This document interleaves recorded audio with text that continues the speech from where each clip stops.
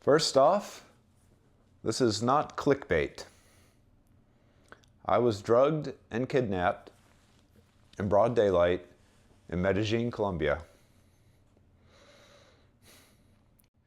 I feel like I did everything right. I'm a very experienced traveler, at least I consider myself to be. And I really never imagined something like this happening to me. I've been going off the beaten path for 35 plus years. And I've been in rocket attacks. I've had a knife held to my throat, machine guns held to my head. I've had medical emergencies, days away from hospitals. I've been mugged. I've been arrested by fake police. But all that happened while I was younger, and I consider myself old and wise. Yet, I fell for one of the oldest tricks in the book, the honeypot scam. And my honeypot was named Angie, and I'd met her 4 days earlier in a small mountain town, middle of the day in a convenience store. Again, playing by the rules. Not a prostitute, not buying drugs, not meeting someone that I met online, not taking anyone back to my room. It's Colombia. It's dangerous. You have to be careful. Well, anyway, we exchanged numbers, and that evening she joins me and two of my friends for dinner, one of them being from Colombia. We have a great evening. She tells me she is 42, works as a psychologist. She's pretty, smart, funny, just a pleasant person to be around. Zero red flags. And over dinner, she mentions that she is leaving for Medellin the next day. So my flight was out of there the following week. I tell her I'll get in touch when I get there, and we'll hang out. Fast forward 3-4 days, and I'm in Medellin, and I get in touch with her, and I tell her I want to shoot a video that day in at Comuna 13. Tourist area in Medellin, and she wants to go, so she meets me there. And that's the first of the footage that I'm going to show you. I have the whole day leading up to actually being kidnapped. I have an hour-and-a-half gap where I'm being held hostage in a taxi, drugged out of my mind, racing down the interstate out of the city. Then once I escape, knowing I am drugged and wouldn't be able to remember anything, I began recording again. But this first part, you'll see how I usually shoot my videos. You'll see my normal speech, and you'll see when I was drugged. You'll see my speech start to slur.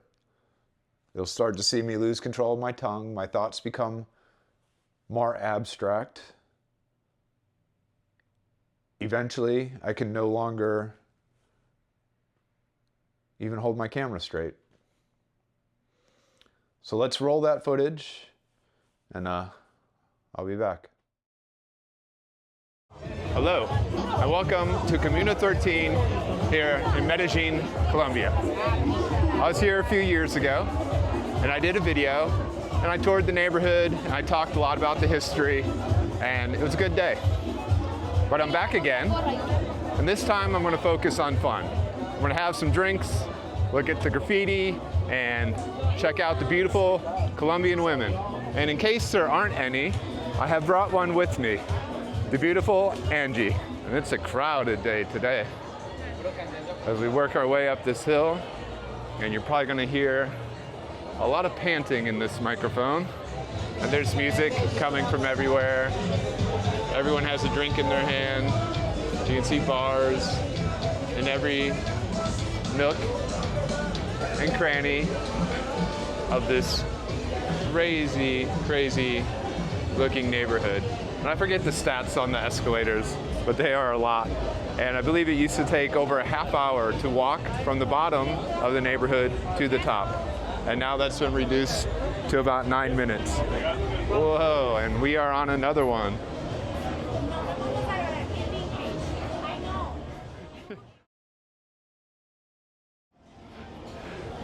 as we go up, up, up. Now you still have the option of walking the steps, but obviously I'm not going to do that. And here we have a mural, and this one depicts the day the government raid happened and the neighborhood changed forever. And it is an absolute beautiful day here in Medellin as we continue to work our way up, deeper and deeper into the community of Comuna 13. It seems to be just getting more and more crowded the higher we go. Lots and lots of tourists. And the view just gets better and better the higher we go.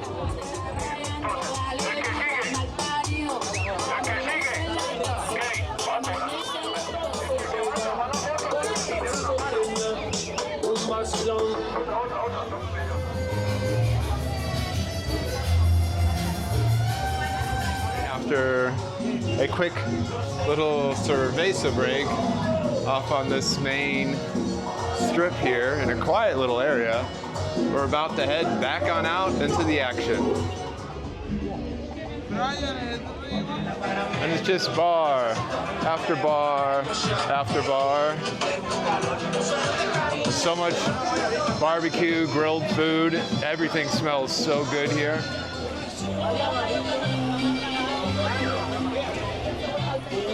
Here we have arepas, hola, plantains being mashed up, papas, chorizo, more arepas, and some drinks ready to be made. And it just keeps winding on and on with something new around every corner. An art for sale.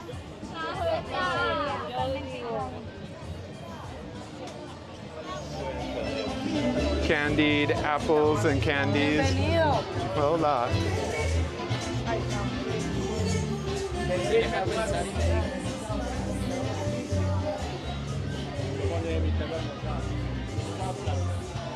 And here's a great view. You can see the whole neighborhood. And most of the businesses are centered on this walkway.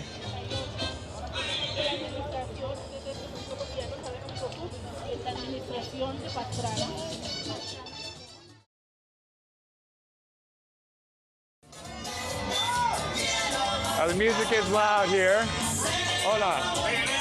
And everything, all these people have their good seats in the shade. People having beers, enjoying the view in front of these bars. And it is loud.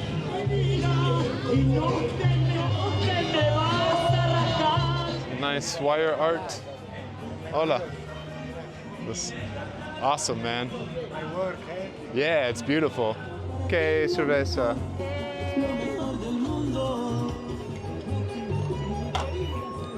Gracias. And we have reached the end of the line here.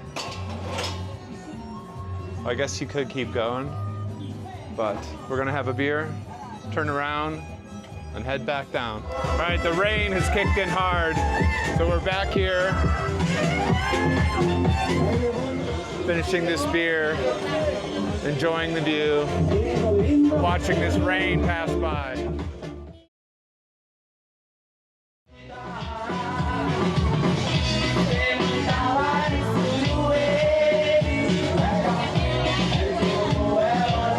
So the rain has let up and we're working our way back down the mountain. Unfortunately, I lost my glasses somewhere, but we'll get there.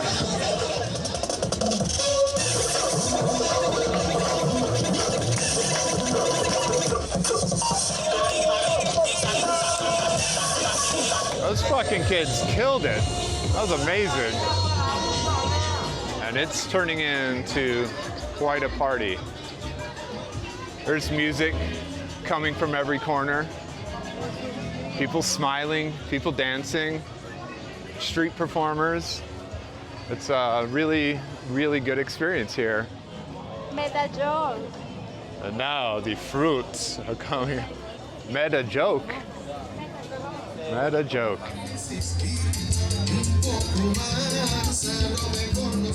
What's up, brothers? Yeah. Take care. And we are still working our way down this winding path.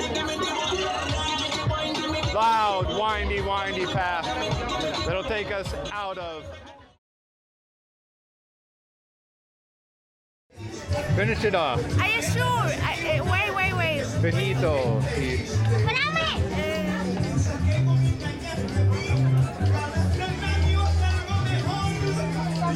Salud.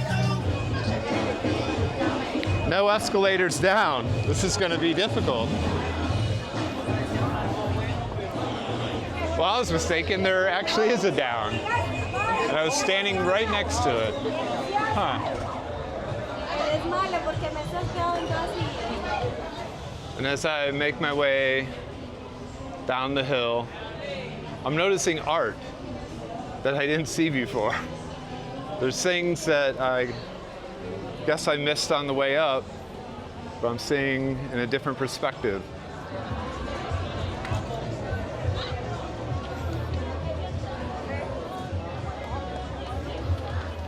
And here you can see that I'm finding it extremely difficult to continue to hold the camera straight. And what happens after this, I have no idea. I go completely blank. I don't remember who got the cab. I don't remember getting in a cab. That memory is just gone. I do have flashes of memories of being in the cab and certain things happening. And I can't emphasize how drugged I was. I'm estimating by the timestamps, I'm in the cab for about an hour. And 45 minutes of that, I knew I was being kidnapped. The problem is, I'm so drugged that I would forget I was being kidnapped. Then I'd remember again, but then I'd have to convince myself again, this happened, and then I'd forget again. But eventually I escaped, and knowing I wouldn't remember, I began talking to the camera. And rather than summarize the story from those clips, because I have no memory, I'm just going to play those clips for you, unedited. Let's roll.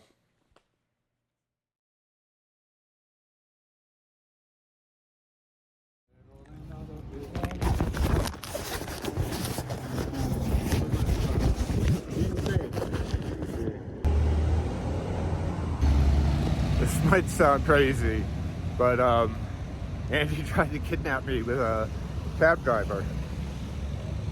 They're going to the opposite end of town, and I had to hold the door open on the interstate. Oh my gosh. What a crazy experience. But my wits got me out of it. Well, get me out of this. Let's go. That was insane. They took me on the interstate the opposite direction of where the place was, and after like 2 or 3 miles where I kept like, hey, where are we going? And then I'm like, hey, turn around, like, hey, this cab driver sucks. And no one's saying where we're going, and some we're like 10 miles the wrong direction. So I'm like, fuck you guys. And I started opening the car door on the interstate, and I'm like, pull this fucking car over right now, screaming at him, and all the people on the road are like starting to surround him. So he pulls over on the interstate. I had to hike through these woods to get out of there. Holy fuck, man. That was absolutely fucking insane. My lips are all swollen. There's something else going on here. Wow, fuck me. absolutely intense. Oh, wow. Yeah, I'm gonna try and report more. I just have to get back to my room somehow. I think I got that figured out. Oh, jeez. I just remember this part. So when we're like translating it in the cab, when I'm starting to get suspicious and I'm feeling really, really messed up, her translations, all she kept texting was like, sorry, baby, I'm crazy. I told you I was crazy. I'm sorry, baby. Like, wow. Absolutely insane. And there's nothing I could do about it. I'm just stuck in this cab. And then I started like, just realizing, like, whoa, you gotta get your shit together, bro. You gotta get the fuck out of here. Holy cow. That is absolutely insane. Okay. Also, I remember her trying to get my phone from me, and I keep it on a strap attached to my bag, and she kept like wanting to go through it. I'm like, do you want to translate something? And she's like, no, I want to look at other things. And holy cow. Yeah, then she started going through my bag, like trying to get in my bag, and I'm like, I'm really, really just messed up. And I'm just like, no, you can't go through my phone, you can't go through my bag. And then I'm like, we're going in the wrong direction. Like, oh my gosh, that was crazy. I'll think of some more things. I'm feeling a lot better. I had a water and one beer. I'll calm down. I'm starting to process some of this. Oh, I'm very tired, obviously. But I'm sure some more will come to mind. Oh, a big one.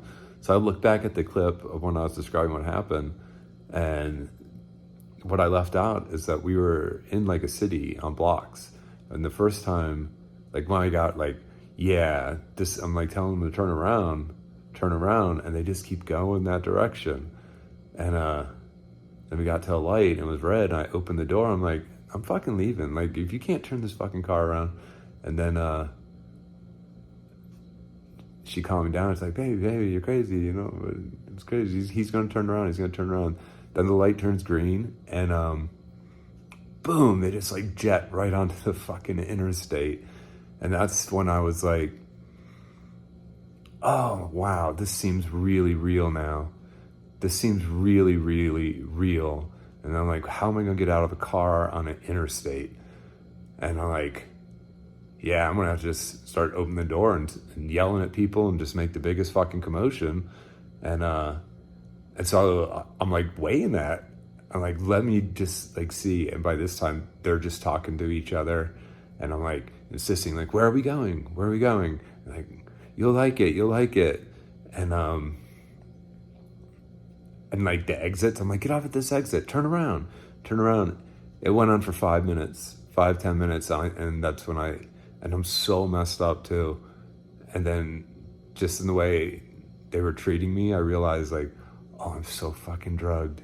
I'm so drugged. And I just started on that door and I'm just screaming, let me out. And by then we're like 10 miles, at least. The Uber took 30 minutes. We're at least 10 miles away from the direction of my hotel. And yeah, he pulled over. And I got out and I looked at her and like, because I'm still like, what's going on? I'm like, you coming? Because in my mind, I'm like, she's in on it, or she's being kidnapped too, and doesn't really like. And I'm like, are you coming? And she's just like, nope. And I was like, oh shit, man, this is crazy. And that's when I got off into the woods, or up at the berm, and then I couldn't get across the street. I'm just like, this is insane. Like, I can't cross the street, and I'm at the top of the hill, and I'm looking back, and they're sitting in the cab watching me still. And I'm like, oh man, they're probably like, how's he doing this? It was so crazy hard. I finally got across the street, but then there was no lane because it's still like an interstate road or no shoulder. So I went up a hill, and I cut through these paths on the berm, another berm, and I got down to a part of the interstate that I could walk on, and I walked 10, 15 minutes, and I finally got to a street that wasn't an interstate, and I got off, and I'm so shaken now. I'm like, oh my God, everyone's trying to kidnap me. And I was like, just don't be stupid. And yeah, I stopped and tried to hail a cab for like 10, 15 minutes, and no cabs are stopping. And I'm like, I can't even say the name. Like, how am I even gonna tell them the town? Like, I'm just like, ugh. And then I finally realized, like, you got an Uber, idiot. So I got an Uber. It took 11 minutes for it to get there. It was so hard. I got an Uber, told him the story, and he's just like, what? His mind is blown. Yeah. Oh, crazy. It's 10 o'clock, and this all started about 7 hours ago when I got in that cab at 3. And looking back, man, I don't know what it was. It had to be like some type of benzoprenine. It's the slurring. I feel super groggy still. And then I remembered another thing. When I was like way out of it, and I told her she couldn't get in my phone, she was getting angry at me. And then she started bringing up personal conversations in WhatsApp. And that's how I'm like, just, wait, she's been through my phone already. Like, it was so absolutely surreal. And yeah, so, I mean, hours ago, as soon as I got my wits about me, I checked all my accounts, and it's almost impossible to get to. And all my cat, like, they got nothing, absolutely nothing, so far as I can tell. I would tell you, process this tomorrow in the morning. I think I'm gonna try and turn in, and I'm gonna catch the first plane I can out of here. Yeah, really tired now, but I got another one. I remember the text switching to like a lot of God stuff, like God has a plan, and it was so like 3 days hasn't mentioned God once, and it's all this God stuff started. Just everything she was translating me was, and it was just not making sense anymore. I'm like, why so many God references? It was more than one translation. Oh, yeah, that was when I was starting to fade out. Like, oh, I was just so confused. I'm sure there's going to be a lot of Monday morning quarterbacking this, but